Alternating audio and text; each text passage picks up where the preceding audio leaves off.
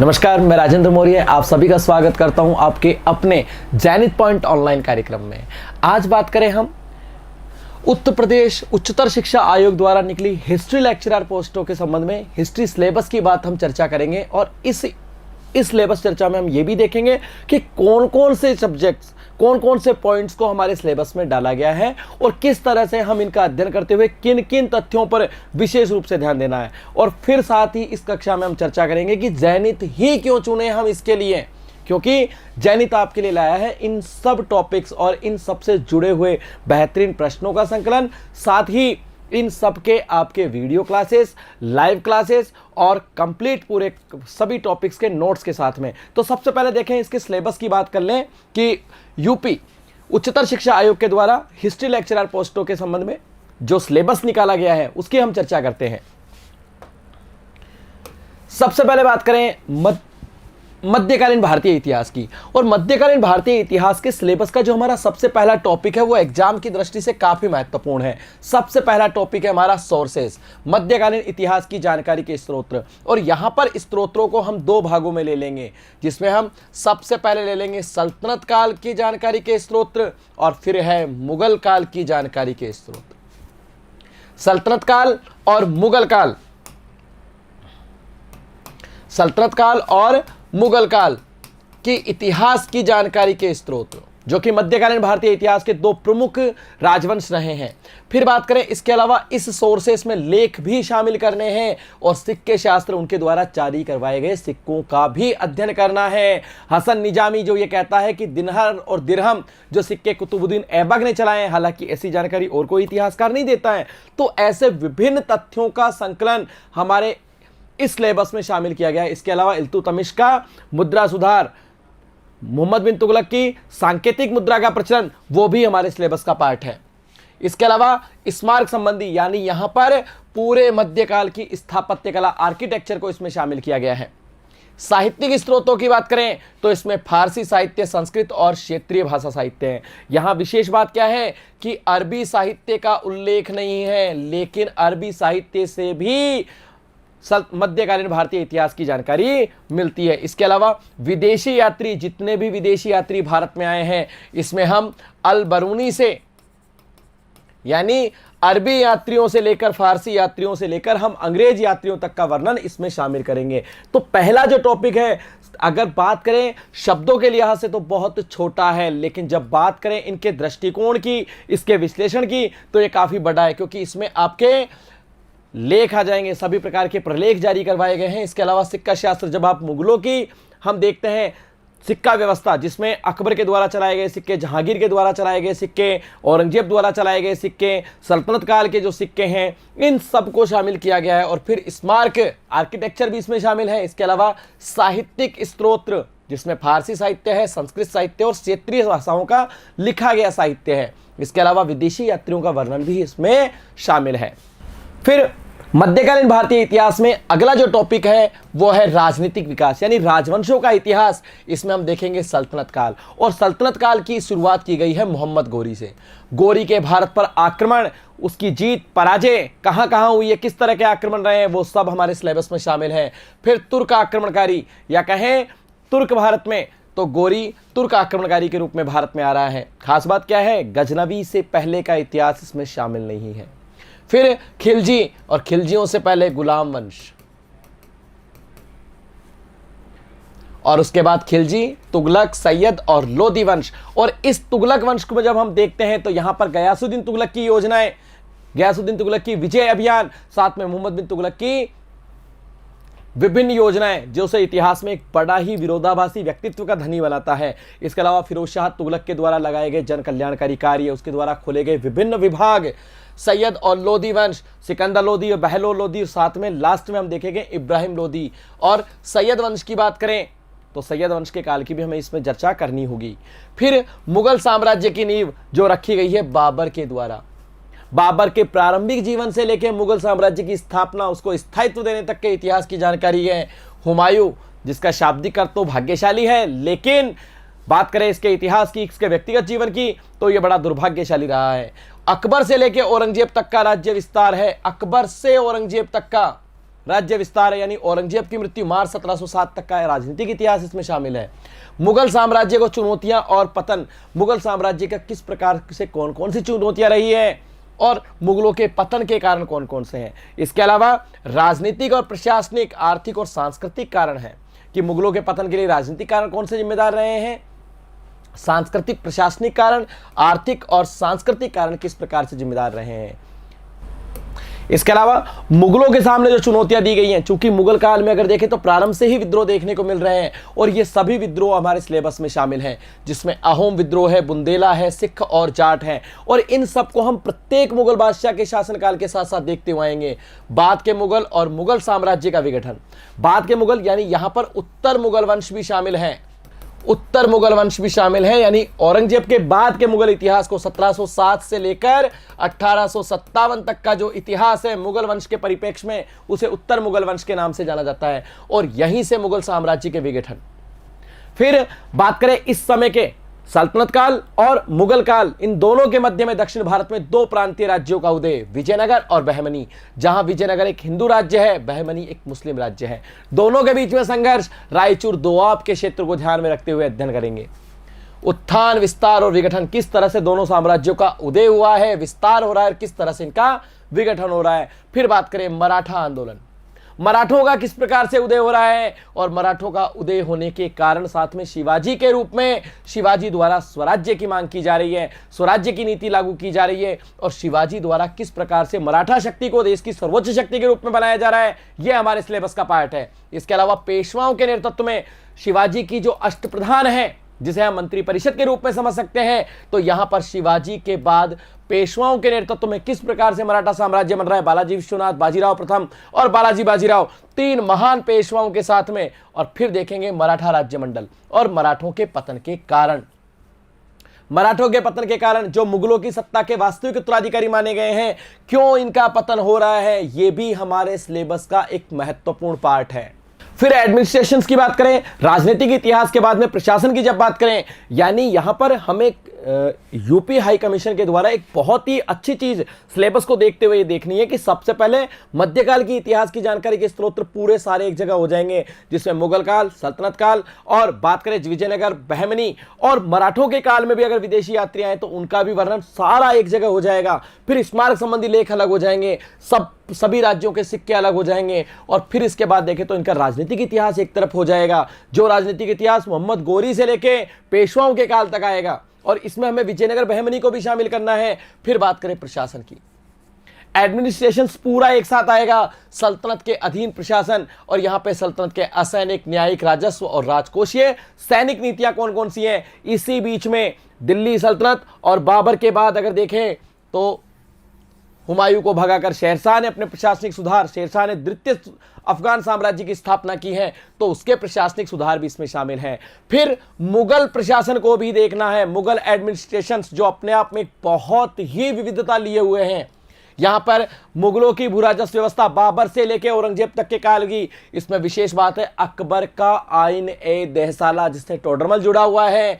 आय के अन्य स्त्रोत्र कौन कौन से हैं। फिर बात करें अकबर की कुछ प्रसिद्ध पॉलिसियां, कुछ प्रमुख सुधार, जिसमें है मनसबदारी व्यवस्था, सैनिक और असैनिक सभी पदों के लिए अकबर ने मनसबदारों को नियुक्त कर दिया है। और जागीरदारी व्यवस्था, क्या जागीरदार ही मनसबदार हैं या मनसबदार ही जागीरदार हैं, इसके लिए तो विशेष रूप से हमें जनित लेना ही होगा, और विशेष रूप से किस तरह से जागीरदार और जमींदारी में अंतर है, ये सब चीजें हमारे सिलेबस में शामिल हैं। फिर दक्कन की प्रशासनिक व्यवस्थाएं, क्योंकि विजयनगर और बहमनी भी हमारे सिलेबस का पार्ट है, तो इनके प्रशासन को भी हमें विशेष रूप से देखना है। विजयनगर, बहमनी राज्य और मराठों का प्रशासन भी इसमें शामिल है। शिवाजी की चौथ सरदेशमुखी व्यवस्था, शिवाजी की सैन्य व्यवस्था, शिवाजी की दुर्ग व्यवस्था, और साथ ही साथ शिवाजी की मंत्रिमंडलीय व्यवस्था। अब बात करें एडमिनिस्ट्रेशन के पश्चात आर्थिक व्यवस्था, और आर्थिक व्यवस्था को हम देखेंगे प्रत्येक युग के संबंध में। सबसे पहले कृषि उत्पादन, जिसमें हम सल्तनत काल से लेकर मुगल काल और पेशवाओं तक की जानकारी करेंगे। ग्रामीण अर्थव्यवस्था, बात करें एक उच्चतर शिक्षा के संबंध में, ये बड़े महत्वपूर्ण प्रश्न होते हैं। ग्रामीण व्यवस्था, कृषक व्यवन और शहरी केंद्र, और उस समय की जनसंख्या से जुड़े हुए कई बार प्रतियोगी परीक्षाओं में पूछे गए हैं। चाहे हम किसी भी जिले का एग्जाम दें, किसी भी स्टेट का एग्जाम दें, इतिहास के परिप्रेक्ष्य में तो बहुत ही महत्वपूर्ण टॉपिक है। उस समय की कृषि व्यवस्था किस प्रकार से, भू राजस्व व्यवस्था की पद्धतियां कौन कौन सी हैं, किस प्रकार से उनका निर्धारण कर रहे हैं, ग्रामीण अर्थव्यवस्था, लोगों के जीवन स्तर किस प्रकार से हैं, कृषक वर्ग का कैसा उदय हो रहा है, शहरी केंद्र, इस समय के प्रमुख शहरी केंद्र कौन कौन से हैं, जनसंख्या, और बात करें उस समय के प्रमुख उद्योग, चाहे वो सल्तनत काल की बात करें चाहे बात करें मुगल काल में, तो सूती वस्त्र उद्योग को देखना है, हस्तशिल्प देखना है, कृषि आधारित उद्योग भी हमारे सिलेबस का पार्ट है। इसके अलावा संगठन और कारखाना प्रौद्योगिकी, व्यापार वाणिज्य, व्यापार, आंतरिक व्यापार और विदेशी व्यापार, राज्य की कौन कौन सी नीतियां हैं आंतरिक और बाहरी व्यापार के संदर्भ में। वहीं बात करें यूरोपीय व्यापार, व्यापार के प्रमुख केंद्र, पतन और परिवहन तथा संचार। इस काल के प्रमुख बंदरगाह कौन कौन से हैं, किस तरह से किस बंदरगाह का कौन सा पतन हो रहा है, किस तरह से देश में नए नए व्यापारिक केंद्रों की स्थापना हो रही है, ये सब हमारे सिलेबस में शामिल है। इसके अलावा वित्तीय व्यापार, वाणिज्य और उद्योग, हुंडी जो कि विनिमय पत्र है, मुगल कालीन बीमा व्यवस्था, मुद्रा व्यवस्था, टैक्स सिस्टम, या इसके अलावा देखें कॉइन सिस्टम, मुद्राओं द्वारा जारी किए गए विभिन्न रूप जो कि मुगल काल में हमें देखने को मिल रहे हैं, ये सब हमारे शामिल हैं। हुंडी, बीमा और मुद्रा, ये मुगल काल की, या कहें बैंकिंग सिस्टम, ये मुगल काल की एक प्रमुख महत्वपूर्ण विशेषता रही है। बात करें समाज और संस्कृति, यानी जब इतना कुछ चल रहा है, क्या धर्म सुधार नाम की भी कोई चीज हुई है, तो यहां पर इस्लाम में धर्म सुधार की बात करें या इस्लाम में भक्ति की बात करें तो सूफियों के उनके धार्मिक संघ, प्रमुख सिलसिले, उनके विश्वास और उन सबकी पद्धतियां।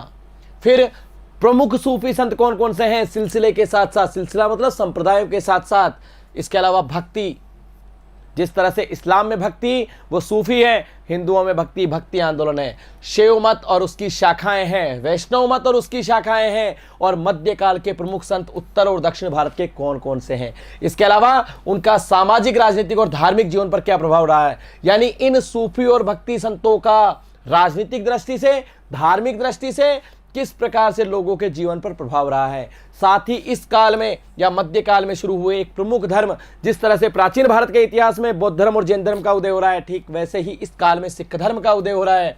और सिख धर्म में गुरु नानक देव उनका जीवन परिचय, साथ ही उनके उपदेश और उनकी साधना, उनके द्वारा दी गई प्रमुख शिक्षाएं, और बात करें आदि ग्रंथ खालसा की भी चर्चा की गई है। खालसा भी हमारे सिलेबस का पार्ट है। सिख धर्म, गुरु गोविंद सिंह और गुरु नानक देव जो कि इसके प्रमुख स्तंभ रहे हैं, साथ ही आदि ग्रंथ साहब गुरु अर्जुन देव द्वारा संकलन करवाया। खालसा वाहेगुरु दी खालसा वाहेगुरु दी फतेह, खालसा पंथ का किस तरह से निर्माण हो रहा है और किस तरह से गुरु गोविंद सिंह ने सिखों को एकजुट किया है औरंगजेब के खिलाफ, ये सब हमारे सिलेबस का पार्ट है। बात करें इसके अलावा वर्गीकरण, शासक वर्ग है, उस समय के शासक वर्ग में या अभिजात वर्ग में कौन कौन से लोग हैं, प्रमुख धार्मिक वर्ग कौन कौन से हैं, जिसमें उलेमा वर्ग को भी हमें देखना है, व्यापारी और व्यावसायिक वर्ग कौन कौन से हैं, ग्रामीण समाज की परिस्थिति किस प्रकार की रही है, छोटे सामंतों की क्या भूमिका रही है, ग्राम कर्मचारी किस तरह से रहे, यानी ग्राम प्रशासन जो कि प्रशासन का एक प्रकार है, कृषक और गैर कृषक वर्ग कौन कौन से हैं, शिल्पकारों की क्या भूमिका है, महिलाओं की स्थिति और मध्यकालीन भारत में रनिवास यानी महिलाओं की हरम में क्या भूमिका रही है, शाही परिवार में उनकी क्या भूमिका रही है, शैक्षणिक पद्धतियां, उस समय के प्रमुख शिक्षण विधियां कौन कौन सी रही है, उसकी अभिप्रेरणा से संबंधित विषय भी हमारे सिलेबस में शामिल किए गए हैं। इसके अलावा बात करें तो साहित्य, जो सल्तनत काल में फारसी, संस्कृत और क्षेत्रीय भाषाओं में, ठीक उसी तरह से मुगल काल में फारसी, संस्कृत और क्षेत्रीय भाषाओं में, इसके अलावा अन्य भाषाओं में भी हो सकता है, जैसा कि बाबर ने अपनी पुस्तक तुर्की भाषा में लिखी है। ललित कलाएं, जिसमें चित्रकला है, संगीत कला है, चित्रकारी के प्रमुख स्कूल कौन कौन से हैं, यानी प्रमुख शैलियां कौन कौन सी रही हैं, जिसमें हम बात करें दक्षिण भारत में तो बहमनी राज्य से जो राज्य बने हैं वहां पर भी चित्रकला शैली देखने को मिली है। पुरातन भारतीय स्मारकों का पतन, उत्तर और दक्षिण भारत में नवीन स्थापत्य कला का विकास किस तरह से हुआ रहा है, ये भी हमारे सिलेबस का भाग है। इंडो इस्लामिक स्थापत्य संपदा, इंडो इस्लामिक स्थापत्य कला, ये भी हमारे सिलेबस में शामिल है कि जैसे ही भारत में मुस्लिम वर्ग का आगमन हो रहा है, इस्लाम धर्म का आगमन हो रहा है, तो स्थापत्य कला में किस तरह के परिवर्तन देखने को मिल रहे हैं, ये भी हमारे सिलेबस का पार्ट है। मिडाइवल हिस्ट्री के बाद देखें तो अब जो टॉपिक हमारे सिलेबस में वो है आधुनिक भारतीय इतिहास या कहें मॉडर्न इंडियन हिस्ट्री। और इसकी शुरुआत अगर देखें तो ब्रिटिश शक्ति का उदय, और इस ब्रिटिश शक्ति को देखें तो अंग्रेज प्रारंभ में व्यापारी के रूप में आ रहे, किस तरह से सर्वोच्चता स्थापित कर रहे हैं, तो इसके विभिन्न क्रम हमारे सामने हैं। जैसे देखें 17वीं और 18वीं शताब्दी में भारत में यूरोपीय कंपनियों का आगमन, यानी सबसे पहला टॉपिक है यूरोपीय कंपनियों का आगमन। और फिर बाद में यूरोपीय कंपनियों में सर्वोच्चता के लिए चलाया जा रहा संघर्ष यानी कर्नाटक युद्ध। और इन कर्नाटक युद्धों में फ्रांसीसी और अंग्रेजों के बीच में संघर्ष हुआ और अंत में विजय हुई अंग्रेजों की। फिर इसके बाद में इसी के पैरेलल चलने वाला टॉपिक पुर्तगाली, डच, फ्रांसीसी और ब्रिटिश उपनिवेशवाद संस्कृति और आर्थिक आधार किस तरह से भारत में हो रहे हैं। और फिर बात करें भारत में ब्रिटिश शासन की स्थापना किस तरह से हो रही है, किस तरह उसका विकास हो रहा है। और भारत में इसकी स्थापना अगर देखें तो हम बंगाल के परिप्रेक्ष्य से करेंगे। बंगाल से हम सीधे चलेंगे मैसूर, और मैसूर से हम सीधे मराठों की ओर, मराठों से हम देखें तो पंजाब। इस तरह से भारत में ब्रिटिश शासन की स्थापना हो रही है। भारत की प्रमुख शक्तियों के साथ में ब्रिटिश संबंध और उनका आधुनिकीकरण। भारत की प्रमुख शक्तियां जिसमें आपके बंगाल, अवध, हैदराबाद, मैसूर, मराठा और सिख हैं, इन राज्यों के विजित होने के बाद ही और भारत में अंग्रेजों के साम्राज्य की जो शुरुआत हो रही है वो हो रही है बंगाल से।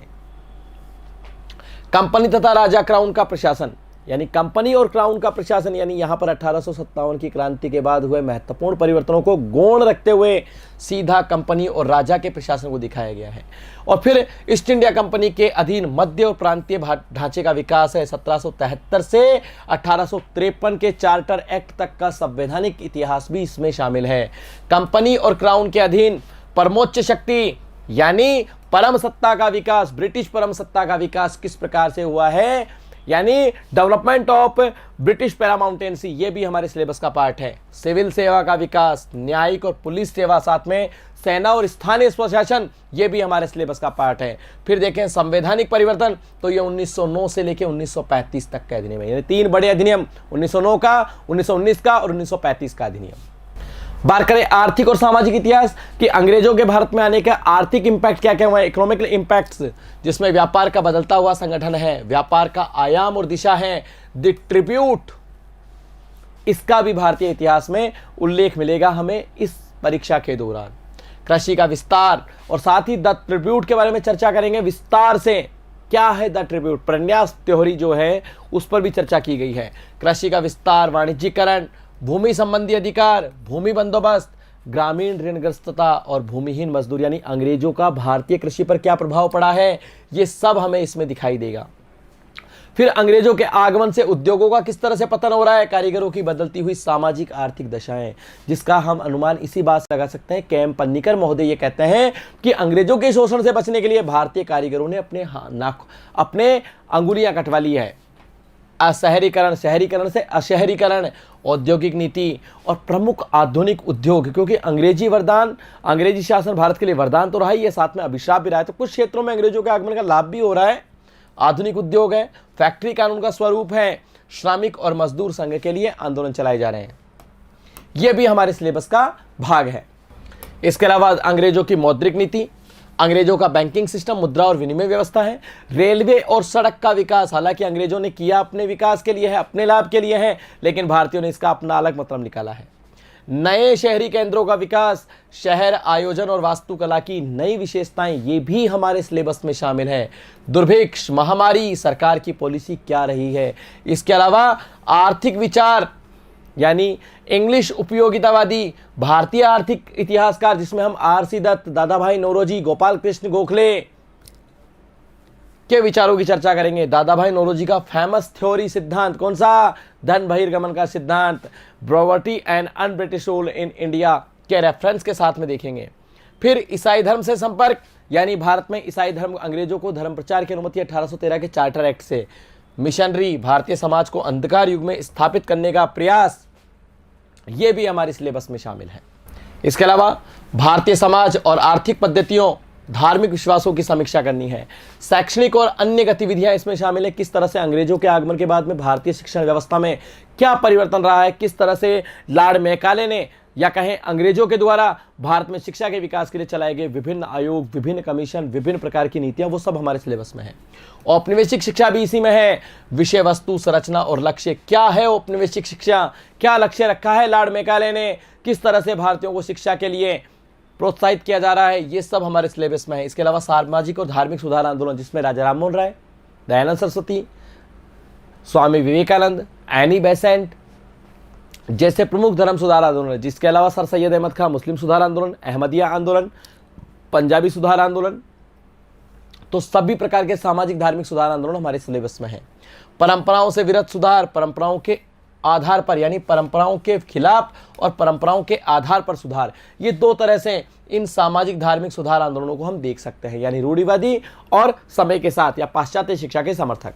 आगे देखें तो मध्यम वर्ग का उदय, जाति संघ और जाति गतिशीलता, किस तरह से भारत में विभिन्न जातियों के आधार पर विभिन्न संगठन जो बने हैं और उनमें किस प्रकार की गतिशीलता स्थापित हुई है। महिलाओं का प्रश्न, ये राष्ट्रवादी रेफरेंस में देखना है हमें। राष्ट्रवादी इतिहासकारों के अनुसार महिलाओं की क्या भूमिका रही है, यह भी हमारे सिलेबस में है। महिला संगठन, महिलाओं से संबंधित ब्रिटिश कानून कौन कौन से निकले हैं, किस किस समय निकले हैं, सब हमारे सिलेबस में है। संवैधानिक स्थिति है, प्रेस का विकास किस तरह से हो रहा है और प्रेस के विकास से किस तरह से भारतीयों ने अपने लिए अंग्रेजी शोषण की दास्ता से मुक्ति पाई है। साम्राज्यवादी पक्ष में राष्ट्रवादी प्रेक्षक, औपनिवेशिक सरकार द्वारा प्रेस को नियंत्रित करने के लिए किस प्रकार से कौन कौन से कानून समय समय पर जारी किए गए हैं, ये सब हमारे सिलेबस में है। इसके अलावा क्षेत्रीय साहित्य, उसके उन्नत पक्ष, चित्रकला का पुनर्विन्यास, संगीत और प्रदर्शन कलाएं, ये भी हमारे सिलेबस में शामिल किए गए हैं। यानी आधुनिक भारत के इतिहास को काफी हद तक न्याय संगत, प्रासंगिक और तत्कालीन जीवन के मानव जीवन से जुड़े हुए बहुत से पक्षों को ध्यान में रखकर विभिन्न तत्वों को इसमें शामिल किया गया है। फिर नेशनल मूवमेंट की बात करें जो 1885 से स्टार्ट है 1947 तक, तो भारतीय राष्ट्रवाद की विभिन्न व्याख्याएं। राष्ट्रवाद क्या है, क्या भारतीय राष्ट्रवाद को यूरोपीय राष्ट्रवाद के समक्ष रखा जा सकता है, यह भी सिलेबस में है। फिर भारतीय राष्ट्रीयता का उदय और उदय के कारण क्या क्या हैं, औपनिवेशिक परिवेश का प्रतिरोध, राष्ट्रीयता के सामाजिक, सांस्कृतिक और आर्थिक आधार कि किस तरह से सामाजिक और सांस्कृतिक और आर्थिक आधारों ने राष्ट्रीयता की भावना को प्रोत्साहित किया है। स्वाधीनता का प्रथम संग्राम 1857 की क्रांति, विभिन्न सामाजिक समूहों की भागीदारी, किस तरह से समाज के विभिन्न समूहों ने, समाज के विभिन्न वर्गों के लोगों ने क्रांति में भाग लिया है। 1857 की क्रांति का भौगोलिक प्रसार, असफलता के कारण क्रांति के परिणाम, साथ ही क्रांति से जुड़े हुए स्वरूप को लेकर विभिन्न प्रकार के विचार, ये भी हमारे सिलेबस में शामिल है। इसके अलावा अंग्रेजों के खिलाफ होने वाले विभिन्न जनजातीय और किसानों द्वारा औपनिवेशिक सरकार के खिलाफ जो आंदोलन चलाए गए वो सिलेबस में है। कांग्रेस की विचारधारा और कार्यक्रम है 1885 से 1919, यानी उदारवाद और उग्रवाद, नरम दल और गरम दल दोनों, तिलक के स्वराज्य, गोखले की भारत निर्माण विचारधारा, इसके अलावा अरविंद घोष का राजनीतिक दर्शन, होम रूल आंदोलन, ये भी सिलेबस का पार्ट है। विशेष रूप से हमें तिलक के स्वराज्य और गोखले के भारत निर्माण विचारधारा को देखना है, साथ ही साथ अरविंद घोष की राजनीतिक दर्शन को भी शामिल है और होम रूल आंदोलन जो तिलक और एनी बेसेंट दोनों ने साथ मिलकर चलाया है। स्वदेशी की विचारधारा, स्वदेशी आंदोलन की प्रवृत्तियां जो कि 1905 के बंगाल विभाजन योजना की प्रमुख नीतियां हैं और इस पर सरकार की क्या प्रतिक्रिया रही है। भारत और विदेश में भारतीय क्रांतिकारियों की विचारधारा का कार्यक्रम, यानी बात करें मैडम भीकई जी कामा, रास बिहारी घोष, श्यामजी कृष्ण वर्मा और बाद में लाला हरदयाल और न जाने कितने ही ऐसे भारतीय वीर हैं जिन्होंने भारत माता की आज़ादी के लिए अपने प्राणों की आहुति दी है। आज़ाद हिंद फौज में भाग लेने वाले कई सैनिकों के तो हमें नाम भी पता नहीं है। लगभग इन सभी तत्वों को भारतीय क्रांतिकारी गतिविधियां देश में भी और देश से बाहर भी, ये हमारे सिलेबस में है। गांधी जन आंदोलन, गांधी जी के 3 प्रमुख क्षेत्रीय आंदोलन, 3 बड़े आंदोलन, सुभाष चंद्र बोस, कांग्रेस से मतभेद और आजाद हिंद फौज, जस्टिस पार्टी यानी न्याय दल की विचारधारा और कार्यक्रम जो कि दक्षिण क्षेत्र से संबंधित है। इसके बाद देखिए भारतीय राजनीति में स्वतंत्रता के बाद वामपंथी राजनीति, राष्ट्रीय आंदोलन में साम्यवादी विचारधारा और राजनीति यानी सीपीआई पार्टी का भारतीय स्वतंत्रता आंदोलन में योगदान, राष्ट्रीय आंदोलन में कांग्रेस की समाजवादी दल यानी सीपीआई पार्टी तो है ही, वामपंथी मोर्चा है ही, समाजवादी पार्टी को भी शामिल करना है। दलित वर्ग का आंदोलन, वाइकॉम आंदोलन, दलित वर्ग, पेरियार जो कि ईवी रामास्वामी नायकर के नाम से हैं। तो हमें दक्षिण भारत के साथ साथ डॉक्टर भीमराव अंबेडकर का भी इसमें विशेष रेफरेंस रखना है। सांप्रदायिक राजनीति और पाकिस्तान का उदय, साथ ही स्वाधीनता और विभाजन, यानी भारत में सांप्रदायिकता की नीति के चलते ही और इसको हम देखेंगे 1870 के डब्ल्यू हंटर, या कहें 1852 की क्रांति के बाद में अंग्रेजों की फूट डालो राज करो नीति, अलीगढ़ मुस्लिम विश्वविद्यालय, सर सैयद अहमद खां जो प्रारंभ में हिंदू मुस्लिम एकता के समर्थक हैं और कह रहे हैं कि हिंदू और मुसलमान एक नव विवाहित या कहें नववधु की दो आंखें हैं और पाकिस्तान का उदय हो रहा है। इसके अलावा स्वाधीनता और विभाजन की ओर, विभाजन भी, भारत को आज़ादी मिली है, शायद दुनिया में ऐसी आज़ादी किसी को नहीं मिली होगी, आज़ादी मिली लेकिन विभाजन के साथ। बात करें स्वतंत्रता के बाद भारत, 1947 से 1964 का इतिहास इसमें शामिल है, जिसमें भारत का विभाजन है, शरणार्थियों के पुनर्वास का प्रश्न है, भारतीय राज्यों के एकीकरण यानी भारतीय रियासतों को किस तरह से एक किया जाए, सरदार वल्लभ भाई पटेल लौह पुरुष आयरन मैन ऑफ इंडिया क्यों कहते हैं, ये इस टॉपिक से पता चलेगा। फिर इसी में देखेंगे कश्मीर का प्रश्न, हैदराबाद का प्रश्न और सरदार पटेल की भूमिका। फिर देखें भारतीयों का संविधान किस प्रकार से निर्माण किया जाए, संविधान निर्माण की प्रारंभिक पृष्ठभूमि को देखते हुए कैबिनेट मिशन योजना के साथ में निर्माण करना, नौकरशाही और पुलिस का ढांचा जो वर्तमान हम देखते हैं किस तरह से बना है, जननांकीय प्रवृत्तियां देखनी है, विकास के प्रश्न पर विभिन्न विमर्श, आर्थिक नीतियां, योजना प्रक्रिया, राज्यों की भाषा वैज्ञानिक पुनर्गठन यानी राज्यों का पुनर्गठन भाषाई आधार पर, विदेश नीति संबंधी पहल कार्यक्रम भी इसमें है। इसके अलावा देखें तो वर्ल्ड हिस्ट्री के भी कुछ टॉपिक्स इसमें शामिल किए गए हैं, जिनकी संकल्पनाएं, विचार और अवधियां और इतिहास में रिसर्च, इन सब टॉपिक को शामिल किया गया है। वर्ल्ड हिस्ट्री के तो हैं लेकिन साथ में इनकी विचारधाराएं और इनकी अवधियों को इतिहास में शोध के रूप में है, जैसे सामंतवाद जो कि यूरोप के मध्य युग की एक प्रमुख विशेषता है, तटस्थता की पॉलिसी है, संसदीय लोकतंत्र, नाजीवाद अर्थात हिटलर, राष्ट्रमंडल कॉमनवेल्थ देशों का इतिहास, उपनिवेशवाद एक देश द्वारा दूसरे देश का आर्थिक शोषण करना, किस तरह से उपनिवेशवाद की शुरुआत हो रही है, यूरोपीय उपनिवेशवाद का अंत हो रहा है, लैटिन अमेरिका में बोलीवर का किस प्रकार से उदय हो रहा है, अरब प्रदेशों में किस प्रकार से मिस्र का उदय हो रहा है, नव उपनिवेशवाद यानी साम्राज्यवादी देशों के द्वारा अपने उपनिवेशों को बनाए रखने के लिए जो नव उपनिवेशवाद नाम की जो चीज़ चलाई गई है वो भी हमारे सिलेबस में है, साम्राज्यवाद, वाणिज्यवाद और पूंजीवाद, वाणिज्यवाद कॉमर्शलिज्म और पूंजीवाद जो कि अर्थव्यवस्था का एक प्रकार है वो भी इसमें शामिल है। इसके अलावा समाजवाद, सोशलिज्म जो कि यूरोपीय राजनीति की एक प्रमुख विशेषता है, शक्ति संतुलन, रंगभेद पॉलिसी जो हमें दक्षिण अफ्रीका के स्पेशल रेफरेंस में देखनी है, मानव के अधिकार, ह्यूमन राइट्स, शीत युद्ध जो कि शायद देखें कि दूसरे विश्व युद्ध की बात की विश्व इतिहास की सबसे प्रमुख घटना है। फिर आधुनिकतावाद है, भूमंडलीकरण, ग्लोबलाइजेशंस और इतिहास के क्षेत्र और मूल्य, रिसर्च के भी कुछ टॉपिक्स डाले गए हैं, इतिहास में वस्तुनिष्ठता और अभिनीति। इसके अलावा इतिहास और उसके सहायक विज्ञान यानी देखें तो रिसर्च के 3 टॉपिक हैं लेकिन वर्ल्ड हिस्ट्री के भी कुछ टॉपिक्स डाले गए हैं। साथ ही बात करें मॉडर्न इंडिया और मिडाइवल इंडिया का काफ़ी वेटेज है। अब बात करें कि जैनित ही क्यों, जैनित इसलिए क्योंकि जैनित लाया आपके लिए इन सब टॉपिक्स का अलग अलग टॉपिक्स के आधार पर, जहां आपको इसके लिए लाइव क्लासेस, रिकॉर्डेड क्लासेस तो मिलेगी, साथ में इन सभी टॉपिक से जुड़े हुए आपको प्रश्न सेट भी मिलेंगे। साथ ही साथ आपको इन सब के कंप्लीट नोट्स यानी आपको कहीं इधर उधर जाने की आवश्यकता नहीं है, कंप्लीट जैनित लाया है आपके लिए इन सब के लिए पूरी सामग्री। तो मिलते हैं जल्दी ही जैनित की अगली कक्षाओं में, तब तक के लिए नमस्कार।